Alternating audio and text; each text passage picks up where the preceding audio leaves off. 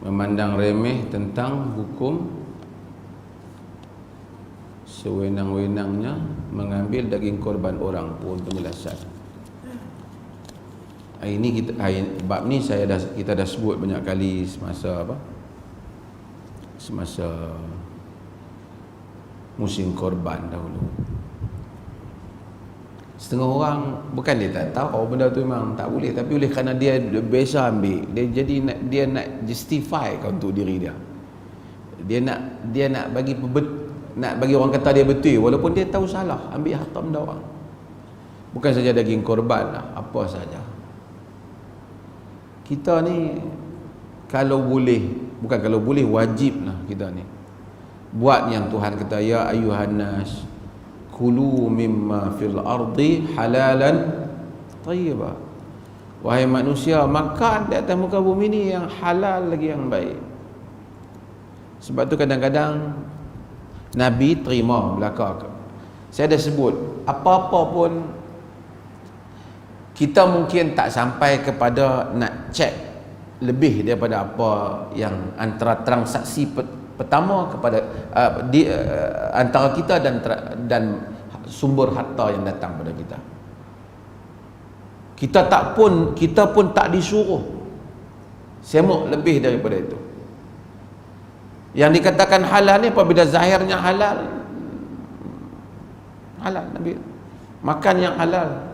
Takun mustajab ad-da'wah. Nabi kita makan yang halal, mustajab doa kita. Nabi Yahudi bagi Nabi makan, Nabi terima.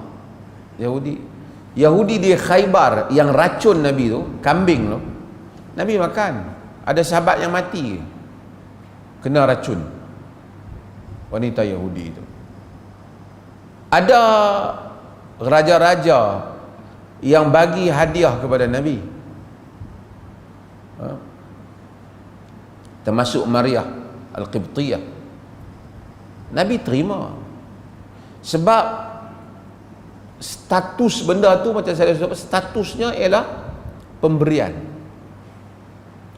Kita taklah disuruh untuk tanya, kau ambil daripada mana benda ni? Kita tak disuruh tanya.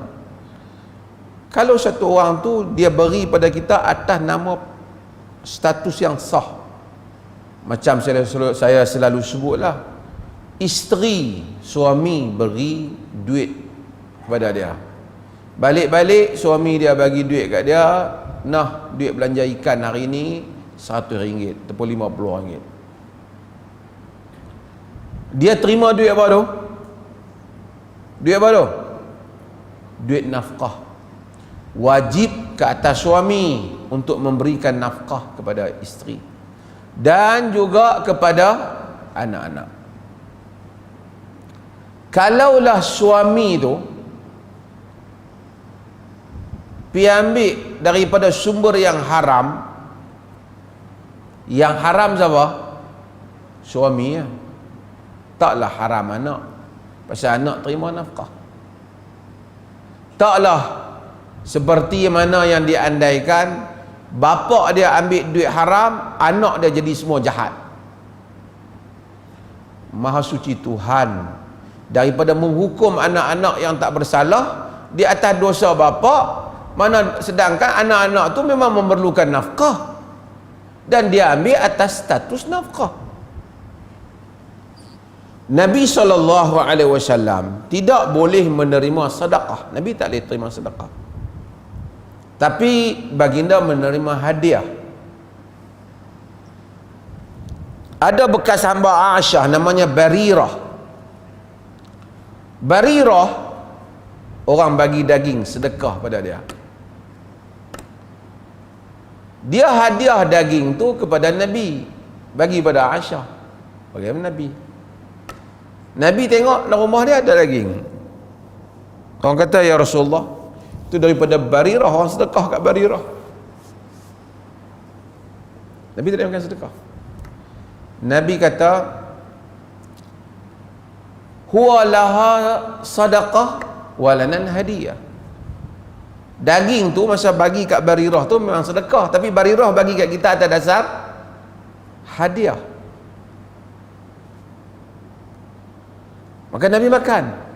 Maksudnya status yang sebelum tu orang tu yang bertanggungjawab.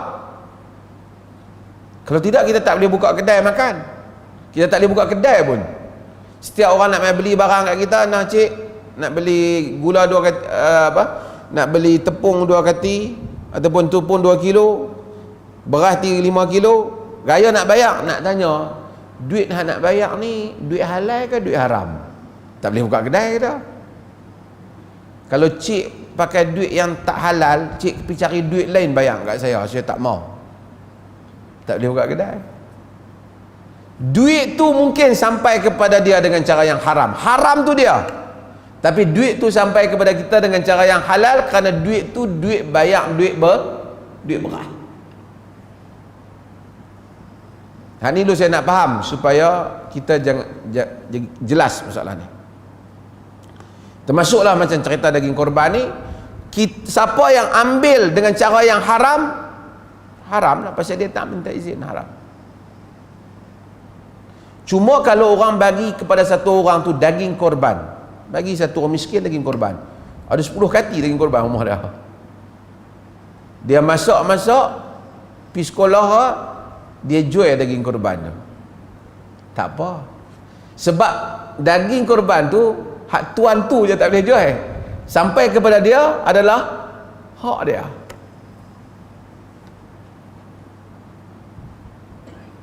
Macam tu juga kadang-kadang dalam pengurusan zakat. Kita hadapi masalah orang bersoal juga, Maib suka siapa. Kita bagi zakat kepada satu tempat institusi, sekolah umpamanya, tempat yang dia entitled untuk dapat zakat, memenuhi syarat untuk dapat zakat, dia dapat zakat. Lepas pada tu daripada kita kepada dia zakat, kemudian zakat yang dia dapat tu dia gunakan untuk apa, itu kita tak boleh nak buat apa, pasal hanya daripada kita pada dia lah. Kita tak boleh nak kawal pula duit dia.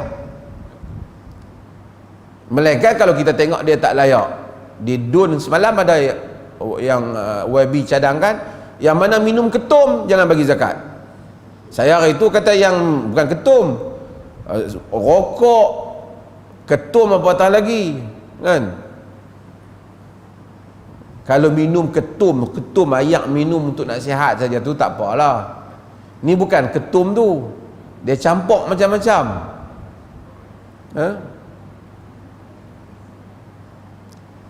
So kita dalam hidup ni macam tu. Ini banyak kali dah saya ulas masalah ni. Kalau orang bayar pada kita hutang, orang hutang kita 10,000 hutang tak bayar, bertahun telefon tak bayar, main satu hari pam dia bayar kat kita 10,000, ambil balik hutang hang. Dia kata ada duit hang dah ni. Allah, dia kata baru je kena ekor.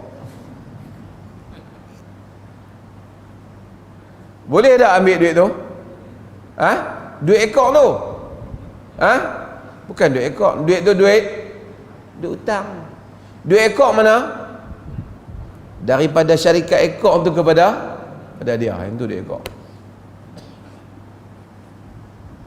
Saya duk sebut ni berulang supaya kadang-kadang ramai orang dia suka. Kalau sebab itu Nabi terima orang bagi hadiah, dia terima. Orang jamu makan dia terima, dia tak tanya. Dan kita ni kadang-kadang ada sebahagian pakar motivasi lah, nama pakar saya tak tahu pakar kata, tapi dia pergi kepada benda yang lebih susah pada tu. Jadi kita nak kena tahu asal usul tu. Kerana tahu asal usul itulah yang dulu ada kumpulan yang pi buang TV dalam sungai, haramkan kerja dengan kerajaan, kerana duit kerajaan itu ada dalamnya duit judi, ada je cukai. Itu kepada kerajaan, kepada kita duit gaji dia sebagai cikgu, dia tak ada kena mengena yang sebelum tu. Kalau tidak, kau tak boleh beli, jual beli apa pun kau tak boleh. Kau nak kena tanya sebelum tu duit tu main mana. Dia jangan terlebih, orang tahu, jangan hulu. Agama benarkan Kerana yang haram itu nilai dia, bukan kertas duit tu. Itu yang saya selalu buat contoh tu. Satu orang pergi ke apa? Pasar raya. Orang depan dia beli arak, katakanlah RM50, bayar kat kaunter tu.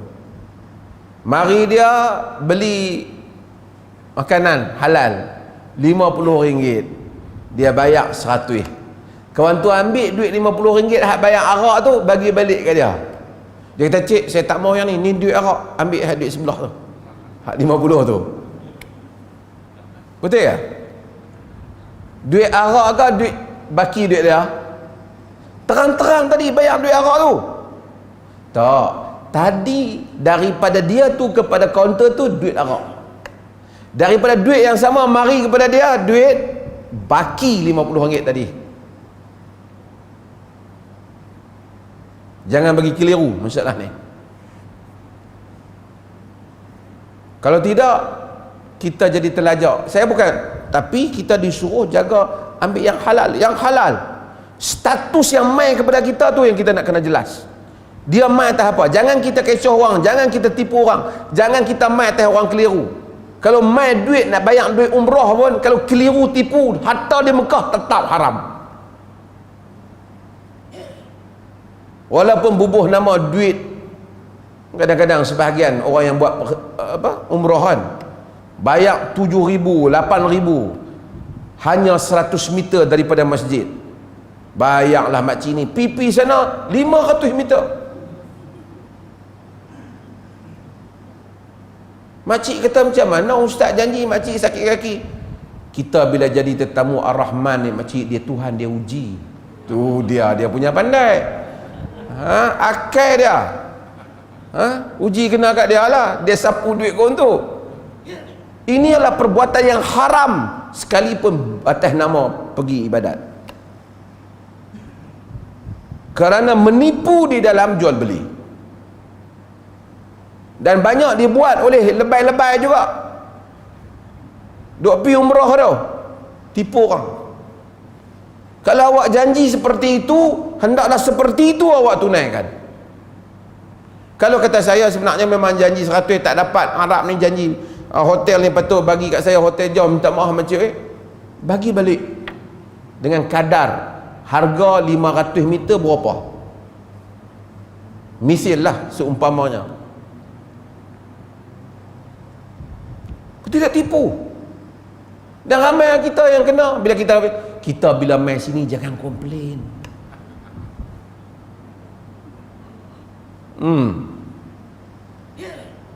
Lagi Nabi, orang boleh tanya Nabi, ya Rasulullah, sekian-sekian, adakah ini pilihan tempat ini Allah yang wahyukan ataupun ini pendapat? Dia mahabak jangan komplain, dah dia tipu kita. Makcik tu pun kata tak, makcik pun tak komplain lah, dah buat ibadat ni, komplain lagi tak dapat pahala pula. Makcik tu yang tak dapat pahala, tang ustaz nak tipu tu duk dapat pahala situ lah. Takkan agama macam tu. Saya cukup tak puas hati bila dengar cerita-cerita macam tu. Pasal awak guna agama, guna agama Tuhan untuk awak tipu orang. Ni pengusaha, ni umrah tak ada lah. Baik-baik lah, ramai lah. Dia cerita bagus semua. Macam ni, cerita. Lepas tu sampai sana tak seperti ni. Satu bilik 2 orang. Pipi sana satu bilik 4 orang. Kalau kita tahu 4 orang, mungkin kita ambil package lain yang bayar jauh lebih murah.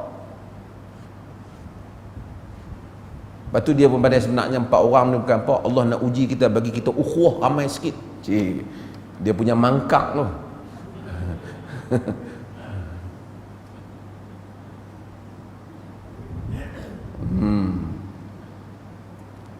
Orang agama ni kalau boleh tak menega, nega boleh lah, bukan kata salah. Tapi kalau nak menega bagi betul. Jadi masalah, ada satu hamba Allah,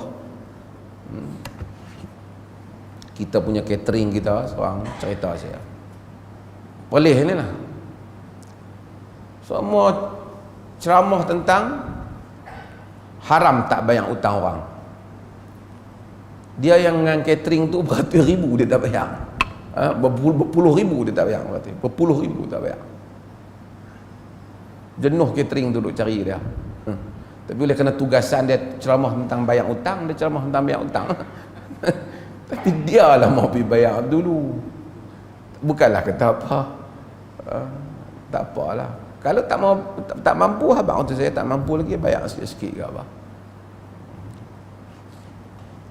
Allah Ta'ala. Mudah-mudahan Allah rahmati kita semua. Sekian, wassallallahu ala nabiyina Muhammad. Alhamdulillah.